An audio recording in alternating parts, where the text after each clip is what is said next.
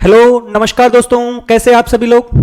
दोस्तों आज के इस वीडियो के अंतर्गत हम बात करने वाले हैं कि कृषि के क्षेत्र में किस प्रकार से बायोटेक्नोलॉजी अर्थात जैव प्रौद्योगिकी का उपयोग किया जाता है। जैव प्रौद्योगिकी के द्वारा हम कृषि के क्षेत्र में क्या बदलाव ला सकते हैं जिससे कि हम उत्पादन को बढ़ा सके, या हमारे जो कीटनाशक हैं या पीड़क नाशक हैं उनके ऊपर निर्भरता को कम किया जा सके, जो हमारी फसलें हैं, जो हमारे खाद्यान्न हैं उनकी पोषक क्षमता को बढ़ाया जा सके। तो किस प्रकार से ये उपयोग होता है, ये सब कुछ आज इस वीडियो में हम देखने वाले हैं। इस कारण वीडियो को अंत तक जरूर देखें। तो शुरुआत करते हैं कि किस प्रकार से हम कृषि के क्षेत्र में बायोटेक्नोलॉजी का उपयोग कर रहे हैं। तो आज हम पढ़ने वाले हैं कृषि के क्षेत्र में जैव प्रौद्योगिकी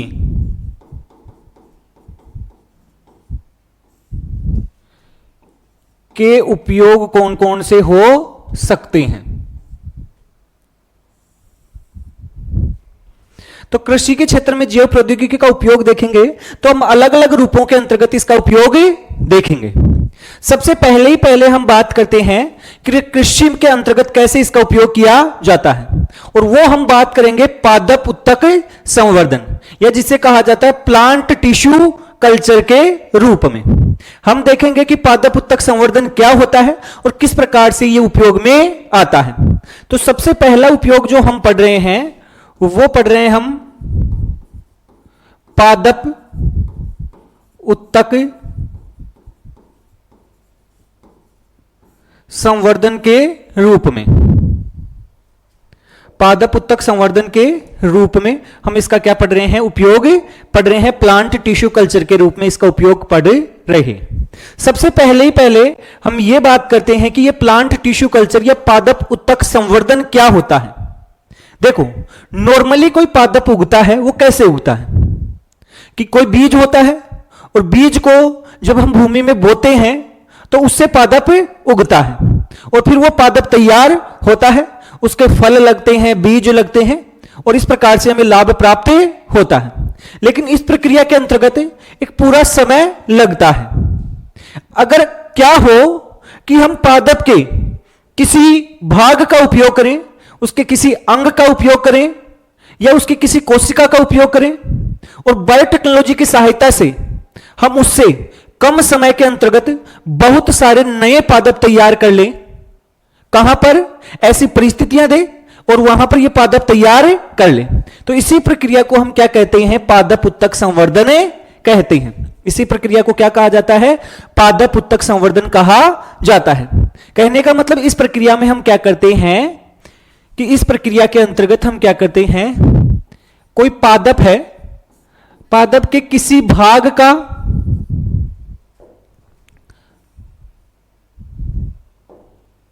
पादप के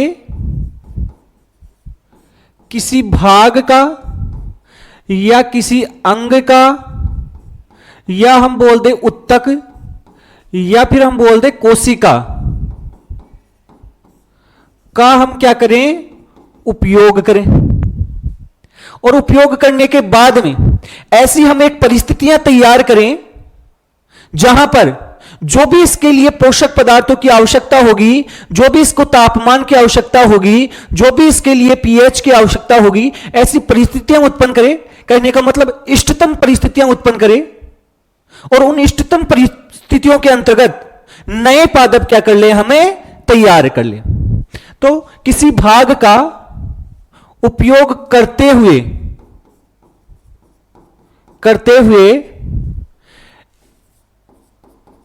इष्टतम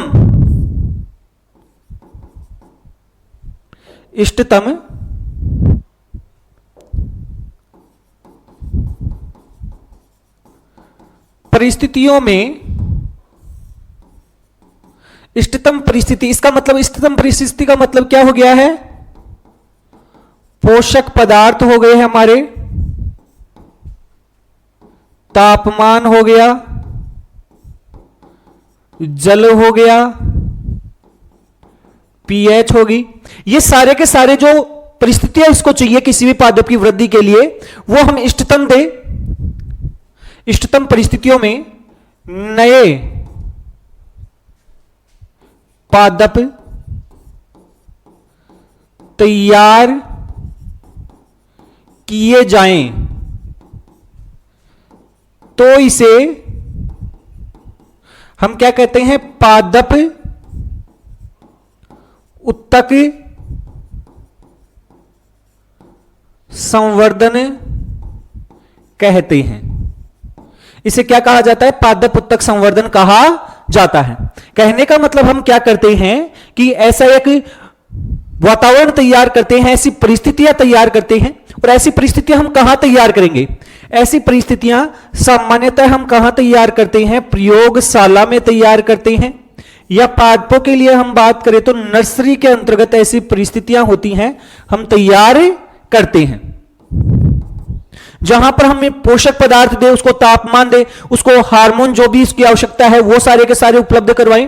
तो एक पोषक माध्यम जो होता है उसके अंतर्गत जो छोटे पादप होते हैं उनको तैयार करना। ध्यान रखना, बीज के द्वारा तैयार हम नहीं कर रहे हैं, किसी अन्य भाग के द्वारा, इसके भाग के द्वारा, किसी अंग के द्वारा, उत्तक या कोशिका के द्वारा हम क्या कर रहे हैं, वो पादप तैयार कर रहे हैं, वो पादप तैयार कर रहे हैं। तो इस प्रक्रिया को हम क्या कहते हैं, पादप उत्तक संवर्धन कहते हैं। क्योंकि पादप के किसी उत्तक से हम एक नया पादप तैयार कर रहे हैं। संवर्धन का मतलब होता है कोई भी चीज को तैयार करना, उसकी वृद्धि करवाना। तो इस प्रकार से यह प्रक्रिया होती है पादप उत्तक संवर्धन। अब इस पादप उत्तक संवर्धन का फायदा क्या है? अभी मैंने आपको बताया कि नॉर्मली एक नया पादप तैयार होता है, उसमें बहुत समय लगता है, इसमें बहुत समय लगता है, क्योंकि बीज बनेगा, फिर बीज को बोएंगे, फिर उससे पूरा नया पादप तैयार होगा। इसमें हम पादप के किसी भी भाग का उपयोग कर सकते हैं, उसके जड़ का उपयोग कर लें, उसकी पत्ती का उपयोग कर लें, उसके तने का उपयोग कर लें, उसके विभज्योतक का उपयोग कर लें, तो किसी का भी उपयोग किया जा सकता है। अब देखो, इसका मतलब यह हो गया, इसका फायदा क्या है, लाभ देखो भाई, इसका लाभ क्या हुआ, कम समय में अधिक पादप तैयार किए जा सकते हैं। कम समय में अधिक पादप क्या किए जा सकते हैं, तैयार किए जा सकते हैं। और इसी कारण से, ध्यान से सुनना, इसी कारण से इस पूरी प्रक्रिया को हम एक नाम से और जानते हैं। पादप उत्तक संवर्धन को हम एक नाम से और जानते हैं, इसे कहा जाता है सूक्ष्म प्रवर्धन। इसे क्या कहा जाता है, सूक्ष्म प्रवर्धन। क्योंकि पादप के किसी सूक्ष्म हिस्से का, किसी छोटे से हिस्से का उपयोग करते हुए हम बहुत कम समय में अधिक पादप इसके द्वारा तैयार कर सकते हैं। दूसरी बात, दूसरा क्या लाभ हुआ इसका, तैयार पादप, जो तैयार पादप होते हैं, जनक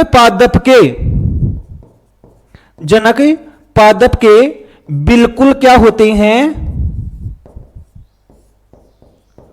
समान होते हैं। जो पादप होते हैं, जो नए पादप हम तैयार करेंगे, क्योंकि ये हमने किसी उसकी कोशिका का उपयोग किया है, उसके किसी भी भाग का उपयोग किया है, तो उसका आनुवांशिक पदार्थ तो सेम ही है, उसमें कोई विभिन्नता आई नहीं है, क्योंकि कोई भी अर्धसूत्रीय विभाजन नहीं हुआ है। तो यहां पर जो पादप तैयार होंगे वो एकदम जनक पादप के तैयार होंगे, जिसकी कोशिका का या जिसके भाग का हमने उपयोग किया है। और इस कारण से इन्हें क्या कहा जाता है, समक्लोन कहा जाता है। क्या कहा जाता है, सम का मतलब होता है समान, और क्लोन का मतलब होता है कि जिस जनक से ये प्राप्त हुए हैं उसके बिल्कुल समान नए पादप तैयार होते हैं। तो दूसरा फायदा ये होता है। तीसरा फायदा देखो भाई, तीसरा फायदा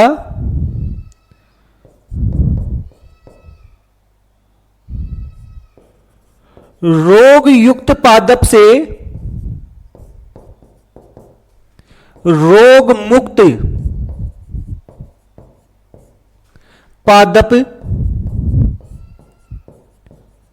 तैयार किए जा सकते हैं। मान लो कोई पादप है जो रोगी है, तो उससे भी रोग मुक्त पादप तैयार किए जा सकते हैं। वो कैसे करेंगे हम बताएंगे, लेकिन याद रखना है कि इसका एक फायदा क्या है कि कम समय के अंतर्गत अधिक पादप तैयार किए जा सकते हैं। इसी कारण इसे सूक्ष्म प्रवर्धन भी कहते हैं। तैयार पादप होते हैं और जनक पादप के बिल्कुल समान होते हैं, इस कारण इसे समक्लोन कहा जाता है। रोग युक्त पादप से हम रोग मुक्त पादप तैयार कर सकते हैं। तो ये सारी चीजें आपको ध्यान रखनी है। अब ध्यान से सुनना, अब ध्यान से सुनने की बात क्या है कि एक शब्द आता है जिसे कहा जाता है कर्तोतक। क्या कहा जाता है? कर्तोतक। ये कर्तोतक क्या है? आप ध्यान से देखो, जो पीछे हमने बात की है इसके अंतर्गत हमने क्या बोला है? हमने बोला है कि जब हम पादप उत्तक संवर्धन करवाते हैं तो पादप के किसी भाग का, किसी अंग का, उत्तक का या उसकी किसी कोशिका का क्या करते हैं? उपयोग करते हैं। तो ध्यान से सुनना, पादप उत्तक संवर्धन के लिए पादप के जिस भी भाग का उपयोग किया जाता है या जिस भी कोशिका का उपयोग किया जाता है या जिस भी उत्तक का उपयोग किया जाता है उसे क्या कहा जाता है? उसे कर्तोतक कहा जाता है। उसी को क्या कहा जाता है? कर्तोतक कहा जाता है। तो ध्यान से सुनने की बात क्या है, कर्तोतक होता क्या है? पादप के जिस भाग का उपयोग, अब देखो यहां पर भाग है, इसका मतलब भाग के साथ यहां पर कोशिका या फिर उत्तक, जो भी हम काम में ले रहे हैं। पादप के जिस भाग, कोशिका या उत्तक का उपयोग हम पादप उत्तक संवर्धन में करते हैं,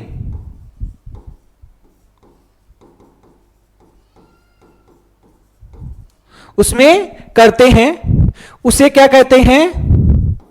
उसे कर्तोतक कहते हैं। तो ये आपको ध्यान रखना है, क्योंकि आपसे पूछ सकते हैं कि कर्तोतक क्या है, कहां काम में आता है? पादप उत्तक संवर्धन में। तो ये आपको ध्यान रखना है। अब कर्तोतक के रूप में बहुत सारी चीजें आपको काम में ली जा सकती हैं। एक बात आपको ध्यान रखने की यह है कि रोग युक्त पादप से, रोग युक्त पादप से रोग मुक्त पादप तैयार करने के लिए,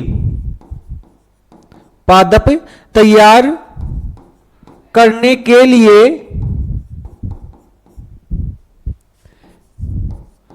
कर्तोतक किससे काम में लेंगे? ये सबसे इंपॉर्टेंट चीज है, ये एग्जाम में पूछी हुई चीज है। बहुत बार इससे प्रश्न आते हैं कि मान लो कोई रोगी पादप है और उससे हमें रोग मुक्त पादप तैयार करना है, तो कौन से उत्तक को कर्तोतक के रूप में काम में लेना चाहिए?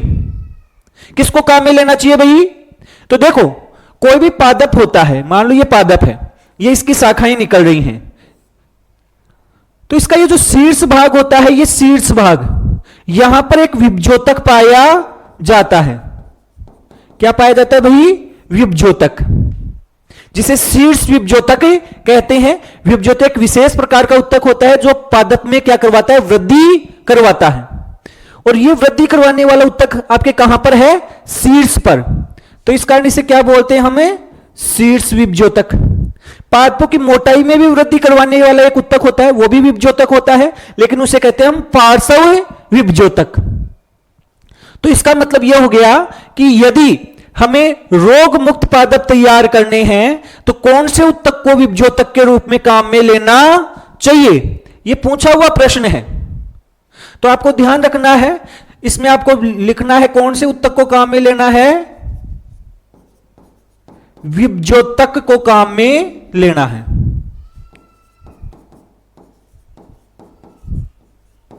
विभ्योतक को काम में लेना है।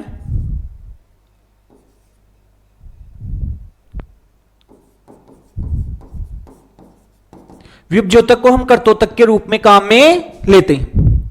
पादप उत्तक संवर्धन का एक फायदा और है। देखो नॉर्मली हमारा जो पादप होता है वो द्विगुणित होता है, लेकिन इस तकनीक की सहायता से हम त्रिगुणित पादप भी तैयार कर सकते हैं। कैसा पादप है? त्रिगुणित। कैसे भाई? यदि हमें त्रिगुणित पादप तैयार करना हो तो हम कौन सी कोशिका या कौन सी उत्तक को काम में लेंगे? ध्यान से सुनना। जब हम पादप की संरचना पढ़ते हैं, पादप के अंतर्गत जनन की प्रक्रिया पढ़ते हैं, उस समय हम पढ़ते हैं प्राथमिक भ्रूणपोष कोशिका। कौन सी कोशिका?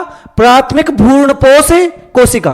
और प्राथमिक भ्रूणपोष कोशिका होती है वो त्रिगुणित कोशिका होती है। कैसी होती है?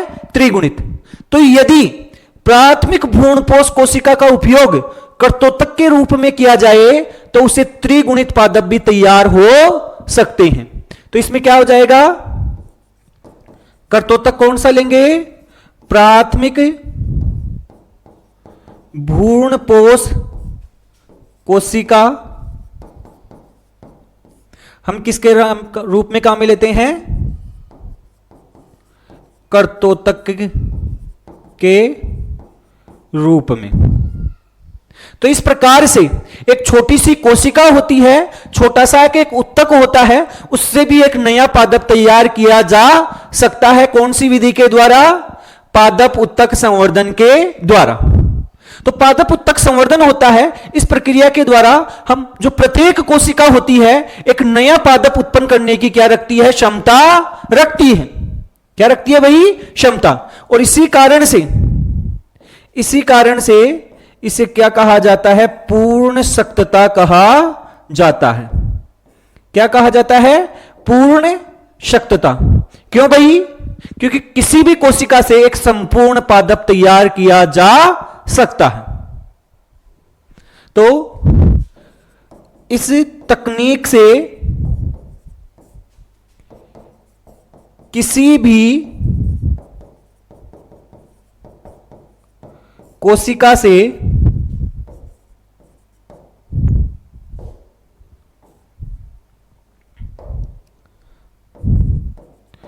नया संपूर्ण पादप तैयार किया जा सकता है। नया पादप तैयार किया जा सकता है। इस क्षमता को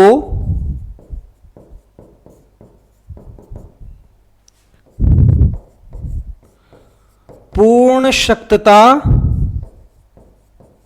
कहते हैं। इस क्षमता को क्या कहा जाता है? पूर्ण शक्तता कहा जाता है। तो ये तो हो गया हमारा पहला उपयोग किसका? बायोटेक्नोलॉजी का, जिसमें हम पादप उत्तक संवर्धन करवाते हैं। अब पादप उत्तक संवर्धन के बाद में दूसरा जो उपयोग हम पढ़ने वाले हैं वो पढ़ने वाले हैं हम कायिक संकरण। क्या पढ़ने वाले हैं भाई? कायिक संकरण। इससे पहले आप ये देख लो भाई कि पादप उत्तक संवर्धन में होता क्या है।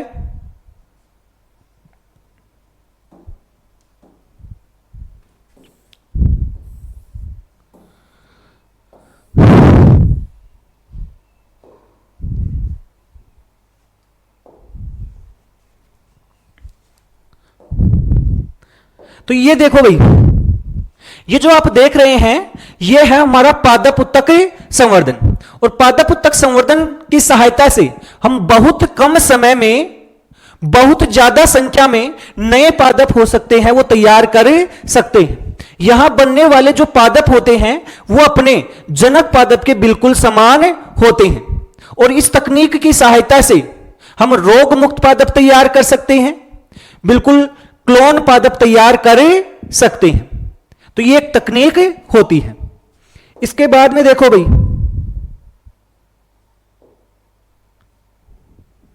इसके बाद में देखो हम दूसरा पढ़ने वाले हैं, वो पढ़ने वाले हैं कायिक संकरण।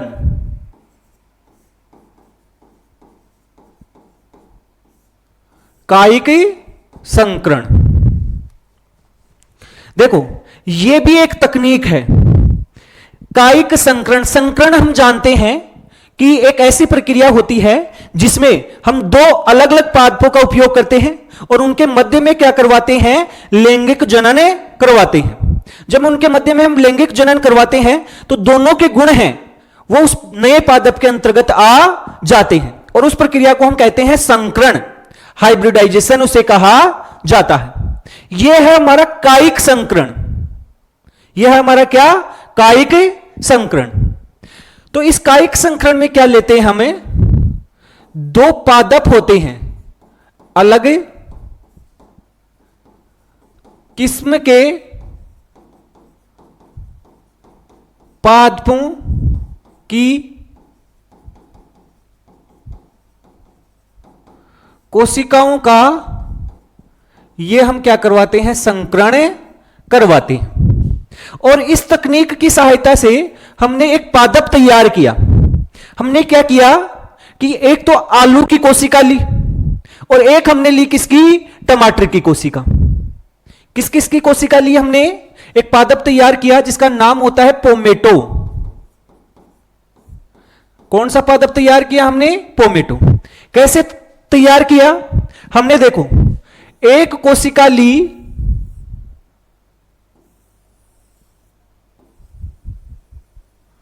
और ये किसकी कोशिका है, आलू की। अब आलू पादप है तो इसके बाहर की तरफ कोशिका भित्ति भी होगी। इसी प्रकार से एक दूसरी कोशिका ली हमने,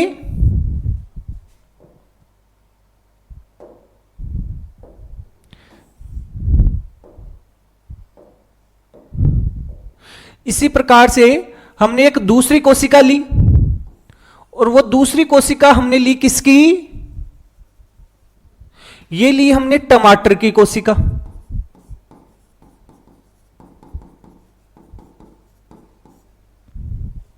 ये इनकी जो बाहर की तरफ क्या है, कोशिका भित्ति, ये बाहर की ओर दोनों में कोशिका भित्ति है। इसको क्या किया हमने, गला दिया। मतलब सेलुलोज से बनी हुई है तो हमने सेलुलेज एंजाइम की सहायता से कोशिका भित्ति को क्या कर दिया है, नष्ट कर दिया है। जब कोशिका भित्ति को नष्ट कर दिया तो यहां पर हमारा बन गया है, वो बन गया है टमाटर का, क्या बन गया है, प्रोटोप्लाज्म।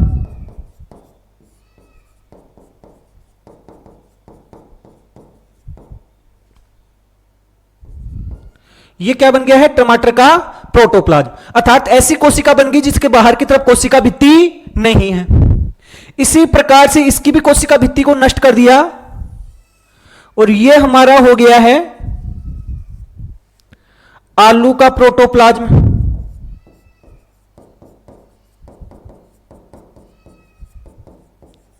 आलू का क्या हो गया है, प्रोटोप्लाज्म।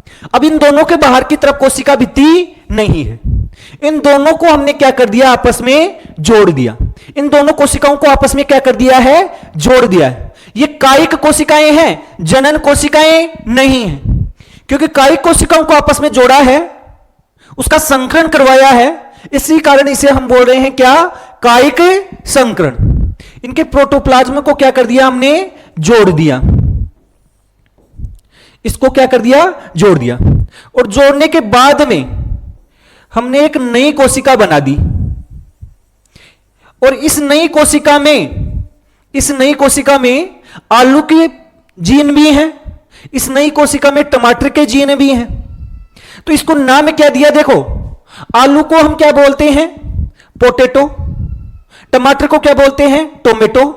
दोनों को जोड़ दिया तो क्या बन गया भाई, पोमेटो। दोनों को जोड़कर हमने क्या बना दिया, पोमेटो।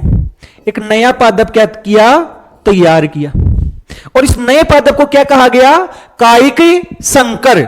क्या कहा गया भाई, कायिक संकर, क्योंकि यह कायिक कोशिकाओं के मिलने से बना है। किसके मिलने से बना है, कायिक कोशिकाओं के मिलने से बना है। इस कारण इसे कहा गया आपका कायिक संकर और इसका नाम पड़ गया पोमेटो। इस पोमेटो की क्या विशेषता, इस पोमेटो की क्या विशेषता, ऊपर क्या लग रहे हैं, टमाटर, नीचे क्या लग रहे हैं, जमीन के नीचे आलू। तो हम बायोटेक्नोलॉजी की सहायता से ये कायिक संकर भी तैयार कर सकते हैं, और ऐसा हमने तैयार किया है क्या? पोमेटो। क्या तैयार किया है? पोमेटो। तो ये कृषि में इसका उपयोग किया है। देखो भाई, पोमेटो का पादप कैसा दिखेगा? अगर हम उसको देखें, हम अनुमान लगाएं कि पोमेटो का पादप कैसा दिखेगा, तो देखो भाई, पोमेटो का पादप हमारा कैसा दिखेगा यदि इसका अनुमान लगाया जाए, तो ये आपके सामने है।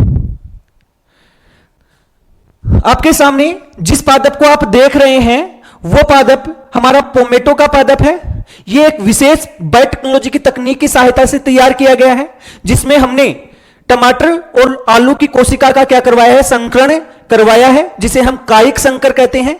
और ये एक नया पादप तैयार किया है, जिसमें जमीन के ऊपर की तरफ टमाटर लगते हैं और जमीन के नीचे की तरफ क्या लगते हैं? आलू लगते हैं। तो इस प्रकार से बायोटेक्नोलॉजी की सहायता से हम नए इन्वेंशन है, नई खोज है, वो कर सकते हैं, जिससे हम उत्पादन बढ़ा सकते हैं।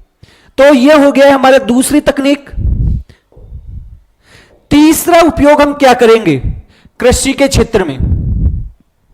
पहला हमने पढ़िया पादप उत्तक संवर्धन, दूसरा हमने पढ़ लिया क्या? कायिक संकरण। तीसरा हम क्या पढ़ने वाले हैं? तीसरा हम पढ़ने वाले हैं जीएमपी। तीसरा हम क्या पढ़ने वाले हैं? जीएमपी। अब ये जीएमपी होता क्या है? इसका फुल फॉर्म क्या है? देखो, जीएमपी का मतलब होता है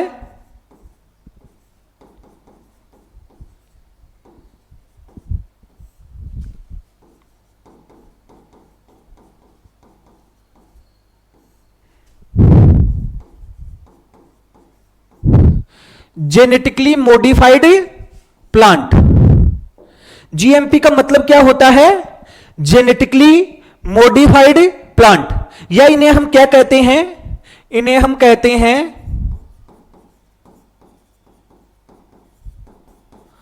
आनुवांशिक रूपांतरित पादप, जीएमपी। कई बार देखो, इसके लिए आपके एक शब्द और ले सकते हैं काम में, जीएमसी। जीएमसी का मतलब क्या हो जाएगा भाई? Genetically modified crop. Genetically modified crop कहने का मतलब क्या हो गया? आनुवांशिक रूपांतरित फसल। आनुवांशिक रूपांतरित फसल भी इसे कह सकते हैं। तो वो डिपेंड करेगा। और ऐसे ही एक वर्ड और इसी के साथ ध्यान रख लेना, जीएमओ। जीएमओ का मतलब क्या होता है? Genetically modified organism. चाहे से उसमें कोई जंतु हो सकता है, चाहे से उसमें कोई पादप हो सकता है। तो याद रखना, जीएमओ, जीएमपी, जीएमसी, ये सारे के सारे वही हैं। इनके आनुवांशिक पदार्थ में हमने कोई ना कोई क्या किया है? बदलाव किया है। इनके आनुवांशिक पदार्थ में क्या किया गया है? बदलाव किया गया है। कैसे भाई? देखो देखो, नाम से पता चल रहा है आनुवांशिक। आनुवांशिक का मतलब इसके डीएनए में, इसके जीनों में हमने क्या किया है? रूपांतरित मतलब बदलाव किया है। ऐसे पादप हमने क्या किए हैं? तैयार किए हैं। अब ये आनुवांशिक रूपांतरित पादप होते हैं, ये हमारे लिए कैसे फायदेमंद होते हैं? ये कैसे लाभदायक होते हैं? देखो, आनुवांशिक रूपांतरित जो पादप होते हैं, इनके यदि हम लाभ देखें तो क्या क्या लाभ हो सकते हैं? देखो, इस तकनीक की सहायता से हम ऐसे पादप तैयार कर सकते हैं जो जैविक प्रतिबल जो भी होते हैं, जैविक अवरोध जो भी होते हैं या अजैव अवरोध होते हैं, जैसे बाढ़ आ गई उस समय अपने आप को तैयार रखें, सूखे की कंडीशन में पादप अपने आप को तैयार रखें। तो ये जो भी कंडीशन है उस कंडीशन में अपने आप को सहनशील बनाने के लिए नए पादप इसके द्वारा तैयार किए जा सकते हैं। तो पहला लाभ क्या है? अजैविक प्रतिबलों जैसे सूखा हो सकता है, पानी की कमी हो सकती है, ताप हो सकता है, पाला हो सकता है। सर्दियों में बहुत तेज ठंड पड़ जाती है तो फसलें क्या हो जाती हैं? पाले के कारण उनमें नुकसान हो जाता है। तो हम इस तकनीक की सहायता से हमें जो आनुवांशिक रूपांतरित पादप हैं, इनके द्वारा हम ऐसे पादप तैयार कर सकते हैं जो अपने आप को एक्सट्रीम कंडीशन में, ऐसी परिस्थितियों के अंतर्गत अपने आप को तैयार रखें और इनसे बच सकें। तो एक तो यह फायदा हो सकता है। दूसरा क्या फायदा हो सकता है? हम ऐसी फसलें तैयार कर सकते हैं जिनके ऊपर हमें रासायनिक कीटनाशकों का, रासायनिक पीड़कनाशकों का उपयोग कम से कम करना पड़े। तो हम ऐसे पादप तैयार कर सकते हैं। कीटनाशक, पीड़कनाशक, या हम ऐसे बोल सकते हैं इसको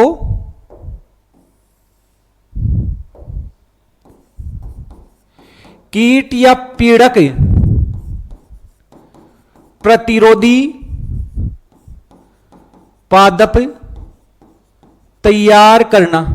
ऐसे पादप भी हम तैयार कर सकते हैं जिनके अंतर्गत हमें बाहर से कोई रासायनिक पदार्थ, कोई रासायनिक कीटनाशक, रासायनिक पीड़कनाशक की आवश्यकता नहीं होगी। और ऐसे पादप हमने तैयार भी किए हैं, ऐसे पादप हमने तैयार भी किए हैं। इसके बाद में हम ऐसे भी पादप तैयार कर सकते हैं कि मान लो हमने फसल काट ली, तो काटने के बाद में वो कम से कम झड़े, क्योंकि झड़कर भी नुकसान होता है। तो काटने के बाद में नुकसान कम से कम हो, तो ऐसी फसल तैयार करना जिनमें काटने के बाद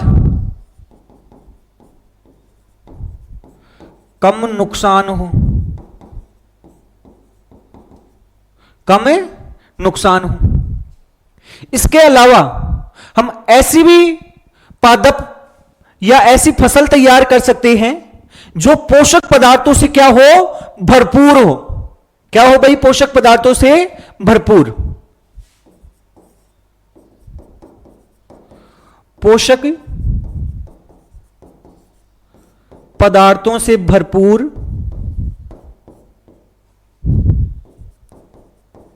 पादप तैयार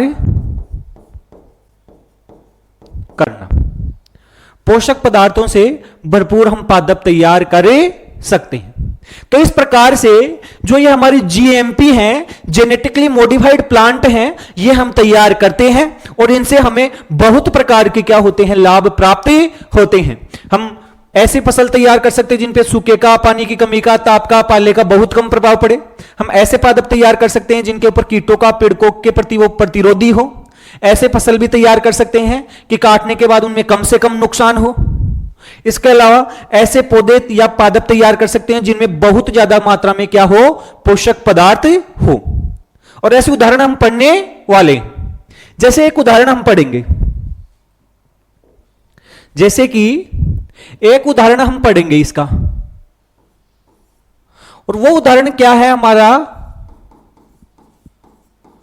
गोल्डन राइस।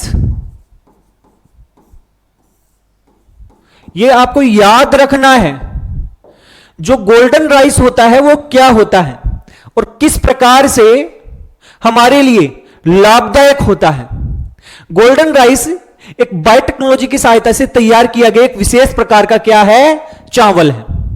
और इस चावल की विशेषता क्या है कि इसका जो दाना होता है वो सुनहरा होता है। देखो एक बार हम एक डायग्राम दिखाते हैं।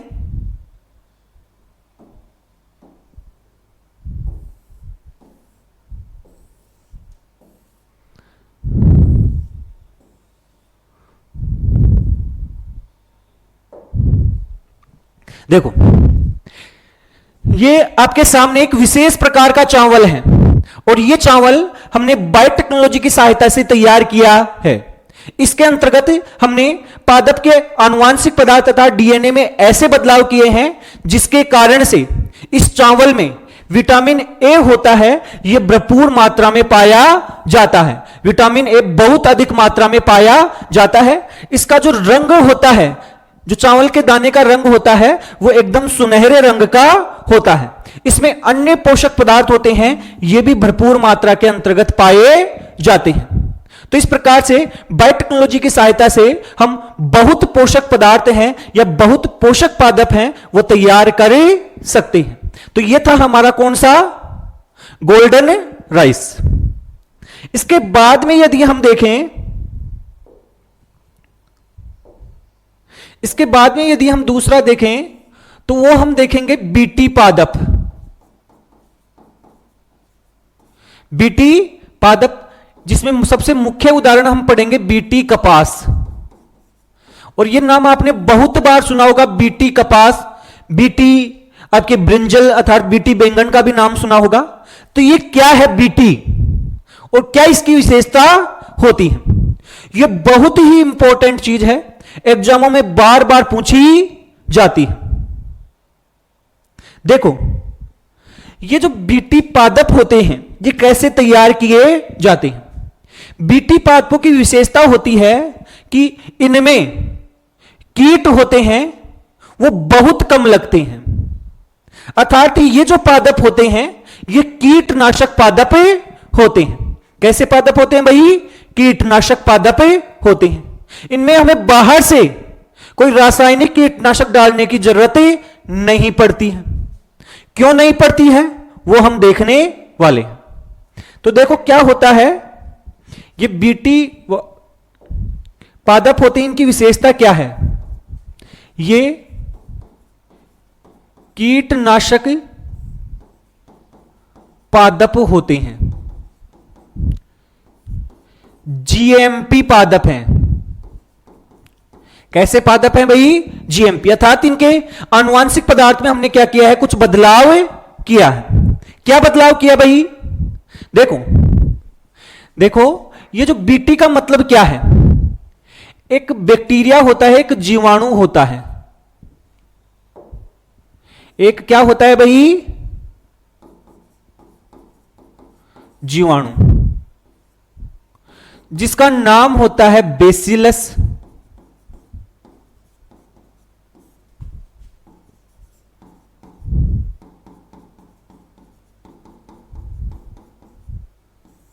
थुरेंजिएसिस। एक जीवाणु, एक बैक्टीरिया है जिसका नाम होता है बेसिलस थुरेंजिएसिस। और ये बेसिलस थुरेंजिएसिस है, एक पदार्थ बनाता है, एक प्रोटीन बनाता है। और उस प्रोटीन की विशेषता होती है कि वो कैसी होती है? विषैली होती है। वो प्रोटीन कैसी होती है? विषैली। तो हमने पता लगाया कि ये बेसिलस थुरेंजिएसिस में ये विषैली प्रोटीन है, ये कौन बना रहा है? ये कौन बना रहा है? तो हमें पता चला कि इसके अंतर्गत एक जीन है। भाई कोई भी प्रोटीन किसी भी जीव में हो, किसके द्वारा बनाई जाएगी? जीन के द्वारा। उसकी सारी की सारी सूचना उस जीन के अंतर्गत ही तो होती है। तो हमने इस प्रोटीन का, जो विषैली प्रोटीन है, उसका जीन पता लगा लिया, उसका जीन पता लगा लिया। और इस जीन को क्या कहा गया? BT gene. इसे हमने क्या कहा? बीटी जीन कहा।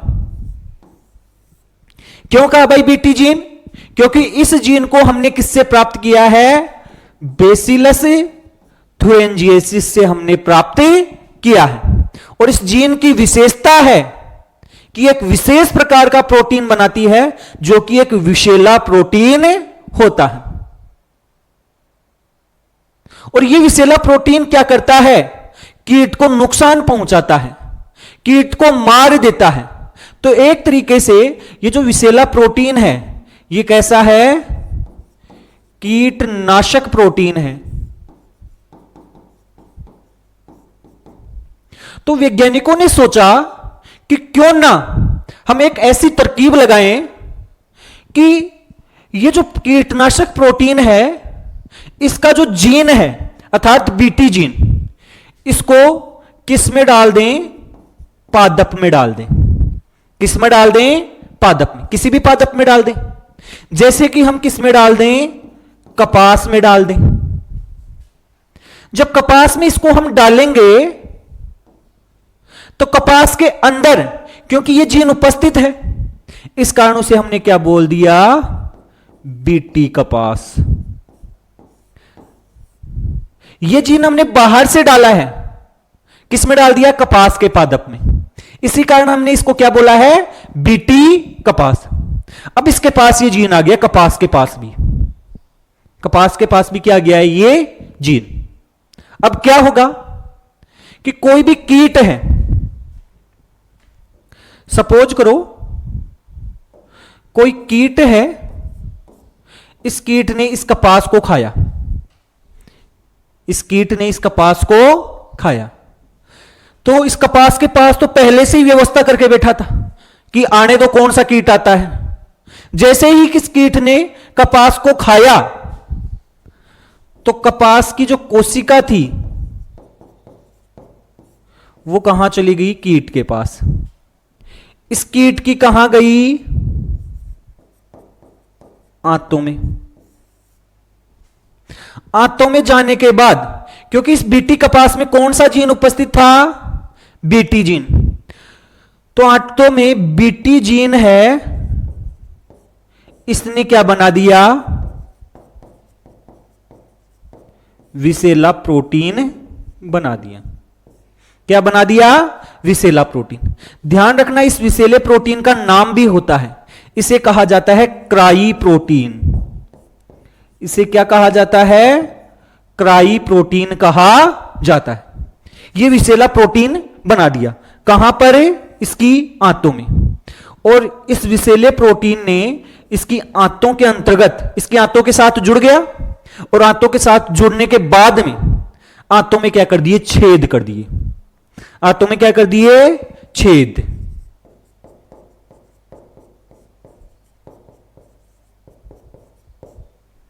जब आंतों में छेद कर दिए तो कीट क्या हो जाता है? मर जाता है। कीट क्या हो जाता है? मर जाता है। तो इस प्रकार से हमने एक ऐसा पादप तैयार कर दिया जिसके अंतर्गत खुद के अंदर ही कीटों को मारने की क्षमता है। और वो क्षमता कैसे आई? इस बीटी जीन के कारण से आई। ये बीटी जीन हमने किससे प्राप्त किया? बेसिलस थुरिंजिएसिस से हमने प्राप्त किया। बीटी जीन क्या बना रहा है? एक प्रोटीन बना रहा है जिसे विषैला प्रोटीन या उसे कहा जाता है क्राई प्रोटीन कहा जाता है। तो ये सब कुछ आपके समझ में आ गया होगा। अब आपके दिमाग में एक बात आ रही होगी कि अगर ये इतना ही विषैला प्रोटीन है और ये इस बेसिलस थुरिंजिएसिस में बनता है तो इसको नुकसान क्यों नहीं पहुंचाता? भाई इसको भी तो मार देना चाहिए था बेसिलस थुरिंजिएसिस को, ये उस कीट को ही क्यों मार रहा है? तो ध्यान से सुनने की बात यह है कि ये प्रोटीन, ये जो प्रोटीन है जो उसके अंतर्गत बनता है बेसिलस थुरिंजिएसिस में, तो निष्क्रिय रूप में बनता है। लेकिन अगर ये प्रोटीन आपकी इस कीट की आंतों में बनेगा तो आंतों का जो वातावरण होता है वो होता है क्षारीय वातावरण। और क्षारीय वातावरण में ये जो प्रोटीन होता है ये हो जाता है सक्रिय। क्षारीय वातावरण में प्रोटीन कैसा हो जाता है? सक्रिय हो जाता है। और इस प्रकार से ये क्या करता है? उस कीट को मार देता है। इस कीट को क्या कर देता है? मार देता है। तो इस प्रकार से ये सारी बातें आपको ध्यान रखनी है। देखो इस बीटी कपास की सहायता से हमने क्या किया है, देखो बीटी कपास का फायदा क्या हुआ। बीटी कपास में जैसे ये कपास होता है, इसमें ऐसे डोडे लगते हैं, ऐसे डोडे लगते हैं पहले, और उसके अंतर्गत से फिर रुई निकलती है। तो ये जो डोडा होता है, जो गोल होता है, बंद होता है पहले, फिर उसको खुलता है। तो इस डोडे में क्या होता है, एक छेदक कीट लगता है, जिसे हम क्या कहते हैं,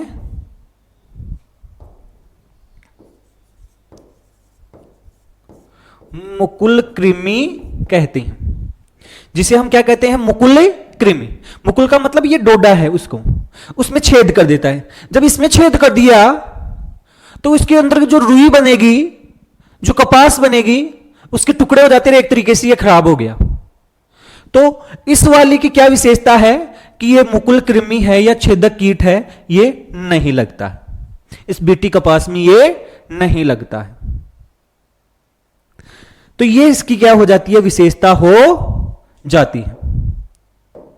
देखो इसके द्वारा हमने एक बीटी कपास बनाया, क्या बनाया, बीटी कपास।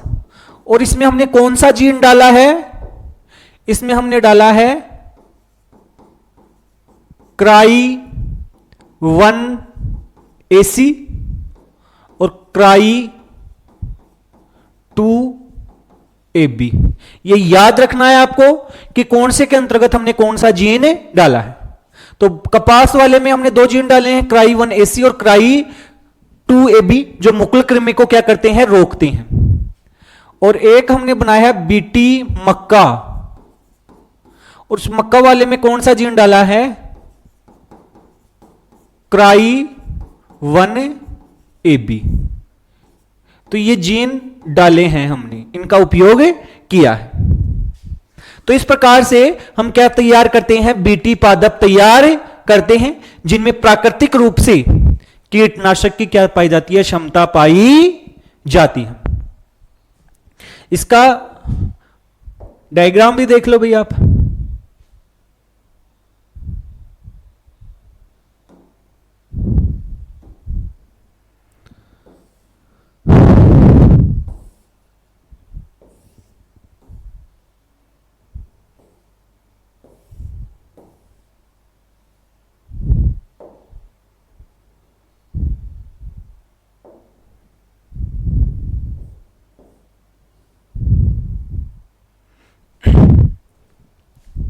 तो ये हमने बीटी कपास तैयार किया है। और जो ये बीटी कपास होता है, इसकी विशेषता होती है कि इसमें कीट नहीं लगते हैं, ये प्राकृतिक कीटनाशक पादप होता है। इसमें हमने एक जीवाणु का जीन डाला है, जिसे हम बीटी जीन कहते हैं, और उस जीवाणु का नाम होता है बेसिलस थुरिंजिएसिस। और जिसके कारण से एक प्रोटीन बनता है, जो कि एक विषैला प्रोटीन है, और उस विषैले प्रोटीन के कारण से कीट इसके नहीं लगते, और इसके कारण से ये कीट प्रतिरोधी होता है, कीट प्रतिरोधी है, उत्पादन अधिक होता है, और रासायनिक कीटनाशकों के उपयोग की आवश्यकता नहीं पड़ती है। तो ये सारी बातें हमने देख ली हैं, बीटी पादप कैसे तैयार किए जाते हैं। और अंत में एक चीज और हम पढ़ने वाले हैं, जो कृषि में हमारा उपयोग है। और वो हम क्या पढ़ने वाले हैं, जिसे हम बोलेंगे आरएनए अंतरक्षेप। और इस प्रक्रिया के द्वारा हम पीड़कनाशक पादप तैयार करते हैं। इस प्रक्रिया के द्वारा आरएनए अंतरक्षेप, या जिसे हम आरएनए आई कहते हैं, इसे शॉर्ट में क्या कहा जाता है, आरएनए आई। और इस तकनीक की सहायता से हम ऐसे पादप तैयार कर सकते हैं जिसमें पीड़क नहीं लगते हैं। तो ध्यान रखने की बात यह है, ये आरएनए इंटरफेरेंस, आरएनए अंतरक्षेप क्या होता है। देखो नॉर्मली एक बात समझो, कोई भी जो डीएनए होता है, कोई भी कोशिका हो, चाहे से वो जंतु की कोशिका हो, चाहे से वो किसकी कोशिका हो, पादप की कोशिका हो, जो डीएनए होता है उससे बनता है हमारा एमआरएनए, और इसके पास डीएनए की सारी सूचना एमआरएनए के पास आती है, और एमआरएनए से बनता है हमारा क्या, प्रोटीन, और सारे के सारे कार्य प्रोटीन के द्वारा संपादित किए जाते हैं। ध्यान रखने की बात यह है कि जो हमारा डीएनए होता है यह होता है डबल स्ट्रैंडेड। कैसा होता है, डबल स्ट्रैंडेड होता है। लेकिन एमआरएनए होता है यह हमारा क्या होता है, सिंगल स्ट्रैंडेड होता है। और सिंगल स्ट्रैंडेड एमआरएनए है, यही हमारा क्या बनाता है, प्रोटीन बनाता है, और यही प्रोटीन होती है कोई भी कार्य संपादित करती है। किसी भी जीव में कार्य इस प्रोटीन के द्वारा ही संपादित किए जाने हैं। लेकिन प्रोटीन बनाने के लिए हमें किसकी जरूरत पड़ेगी, एमआरएनए की। और एमआरएनए भी कैसा, एकल एमआरएनए, सिंगल स्ट्रैंडेड एमआरएनए की हमें जरूरत पड़ेगी। यदि किसी तरीके से इस एमआरएनए को, यदि किसी तरीके से इस एमआरएनए को डबल स्ट्रैंडेड कर दिया जाए, कैसा कर दिया जाए, डबल स्ट्रैंडेड कर दिया जाए, तो अब ये आपका प्रोटीन है, ये नहीं बना सकता है। अगर किसी तरीके से इस एमआरएनए को क्या कर दिया जाए, डबल स्ट्रैंडेड कर दिया जाए, तो ये आगे प्रोटीन नहीं बना सकता है। तो किसी भी पीड़क में जो वृद्धि होती है, उसके जो भी कार्य होते हैं वो प्रोटीन के द्वारा होने हैं। तो यदि अपन सपोज करें कि उसकी प्रोटीन ही नहीं बनने दें, तो उस पीड़क में काम ही नहीं हो पाएंगे, पीड़क जिंदा ही नहीं रह पाएगा। तो हमें पीड़क को मारने के लिए इस एमआरएनए को काम करने से बंद करना पड़ेगा। इस एमआरएनए के कार्यों में बाधा डालनी पड़ेगी, उसमें हस्तक्षेप करना पड़ेगा, और इसी प्रक्रिया को कहा जाता है क्या, आरएनए अंतरक्षेप, आरएनए इंटरफेरेंस, आरएनए आई इसे शॉर्ट में कहा जाता है, या इसे कहा जाता है आरएनए साइलेंसिंग। उसको चुप करा दिया, किसको, एमआरएनए को। चुप कैसे करवाया भाई, उसको प्रोटीन नहीं बनाने दिया। तो यह होती है तकनीक जिसे हम बोलते हैं आरएनए अंतरक्षेप। और इसका उदाहरण देखो भाई, इसका उदाहरण देखो, हमने क्या, कौन सा उदाहरण याद रखना है कि एक पादप होता है जिसे हम बोलते हैं तंबाकू का पादप, सभी जानते होंगे। और इस तंबाकू के पादप में एक पीड़क लगता है, क्या लगता है, पीड़क, और उस पीड़क का नाम है मिल्वाडेगाइन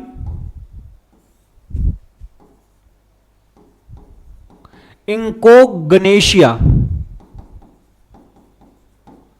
मिल्वाडेगाइन इंकोग्नेशिया, ये उस पीड़क का क्या है, आपका नाम।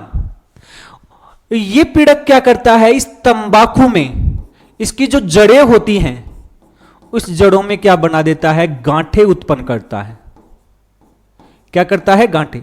जैसे मान लो कि ये तंबाकू की क्या है, जड़ें हैं, ऐसे तंबाकू की ऊपर पादप है और ये इसके नीचे जड़ें हैं, तो इन जड़ों में ऐसे गांठ बना देता है। क्या बना देता है, गांठ, नोट बना देता है। और ये जो गांठ होती हैं, इन गांठों के कारण से तंबाकू का उत्पादन होता है,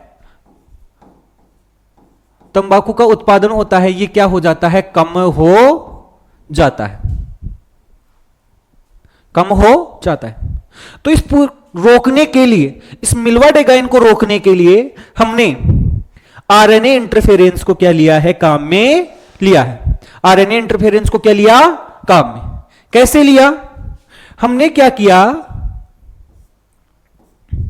कि जो ये मिल्वाडेगाइन है, इस मिल्वाडेगाइन में एक जीन को पहचाना। किसको पहचाना, जीन। और ये जीन है, ये क्या बनाती है? एक प्रोटीन। क्या बनाती है? प्रोटीन। और ये प्रोटीन है इस पीड़क के लिए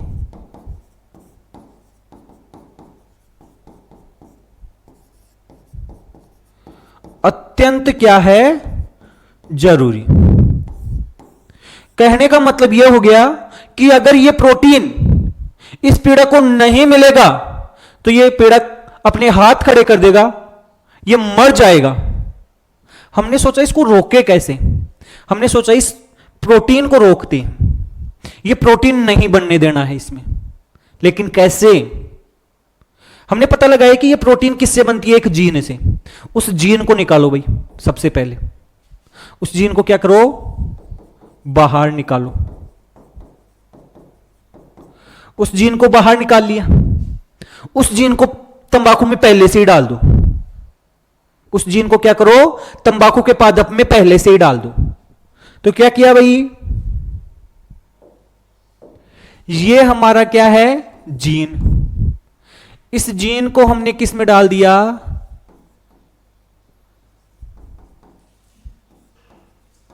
तंबाकू के पादप में। अब आप बोलोगे कि सर कैसे डालेंगे? तो हमने पीछे यही तो पढ़ा है कि हमारा जो वांछित जीन है उसको कैसे पहुंचाएंगे। इसके लिए पूरी टेक्निक काम में ले सकते हैं, क्योंकि ये पादप है तो यहां पर हम किसको काम में लेंगे? वाहक के रूप में agro bacterium tumefaciens. Agrobacterium tumefaciens. और इसमें कौन सा प्लाज्मिड पाया जाता है? TI plasmid. ये हमने पढ़ा हुआ है पहले। इसका उपयोग करेंगे और इस जीन को किस में डाल दिया? तंबाकू के पादप में। अब तंबाकू की मान लो ये कोशिका है और इस तंबाकू की कोशिका में ये जीन आ गया। किसका जीन है? मिल्वा-डेगाइन का जीन है। ये जीन क्या करेगा? हमने इसको इस प्रकार से डाला है कि इस जीन से क्या बनेगा? आरएनए। भाई ये तो जीन है, इस जीन से हमने क्या बना दिया? आरएनए। नॉर्मली आरएनए का एक ही स्ट्रैंड बनता है। नॉर्मली किसी भी जीव में आरएनए का एक ही स्ट्रैंड बनता है और उस स्ट्रैंड से प्रोटीन बनती है।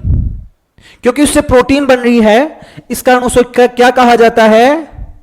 उसे कहा जाता है सेंस स्ट्रैंड, सेंस आरएनए।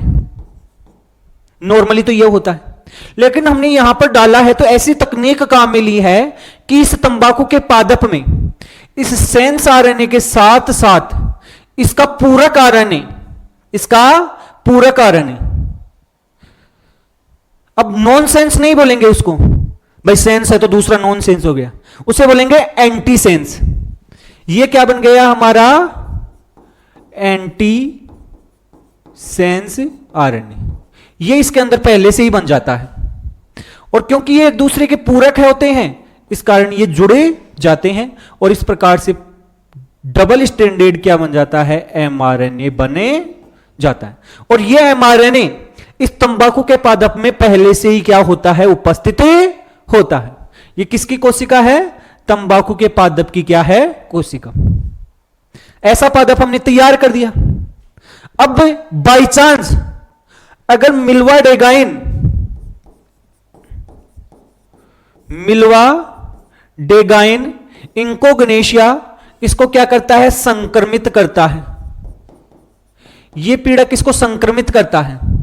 तो जैसे यह पीड़क इसके पास जाएगा, इसको खाएगा, तो खाने के बाद क्या होगा? इसमें पहले से ये डबल स्ट्रैंडेड एमआरएनए उपस्थित है, डबल स्ट्रैंडेड एमआरएनए उपस्थित है। और ये डबल स्ट्रैंडेड एमआरएनए है इस मिल्वा-डेगाइन के जो ओरिजिनल जीन है। कहने का मतलब ये जीन है जो इसके अंदर है, उससे क्या बन रहा है? आरएनए बन रहा है।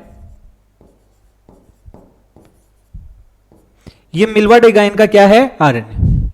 अब इसके पास ये वाला भी आ गया, डबल स्ट्रैंडेड वाला भी आ गया और ये आपस में क्या हो जाते हैं? जुड़े जाते हैं। ये आपस में क्या हो जाते हैं, जुड़ जाते हैं।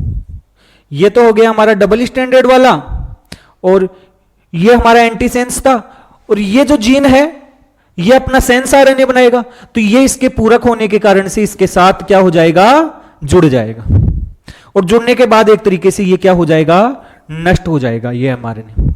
इसके अंतर्गत ये एमआरएनए क्या हो गया, नष्ट। अब ये एमआरएनए नष्ट हो गया तो बताओ प्रोटीन बनेगा क्या, प्रोटीन बनना क्या हो जाएगा, बंद हो जाएगा।